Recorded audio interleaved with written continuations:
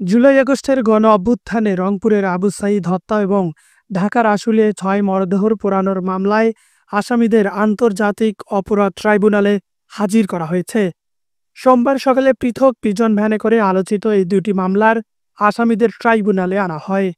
গত বৃহস্পতিবার গণ অভ্যুত্থানে প্রথম শহীদ আবু সাঈদ হত্যার মামলার পলাতক ২৬ আসামিকে হাজির হওয়ার নির্দেশ দিয়ে জাতীয় পত্রিকায় বিজ্ঞপ্তি প্রকাশের নির্দেশ দেয় ট্রাইব্যুনাল। সর্বশেষ রোববার আলোচিত এ মামলার মোট ৩০ আসামির মধ্যে গ্রেপ্তার ৪ জনকে ট্রাইব্যুনালে হাজির করা হয়।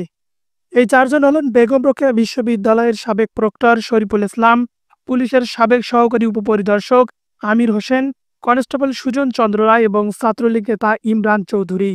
২০২৪ সালের ১ জুলাই থেকে সরকারি চাকরিতে কোটা নিয়ে আন্দোলনের মাধ্যমে ১৬ জুলাই রংপুরে পুলিশের গুলিতে আবু সাঈদ নিহত হন। সেদিন সাঈদ ২ হাত প্রসারিত করার মধ্যে তাকে গুলি করার ভিডিও সংবাদ মাধ্যমে প্রচার হলে ছাত্র জনতার বিক্ষোভ হয়ে ওঠে।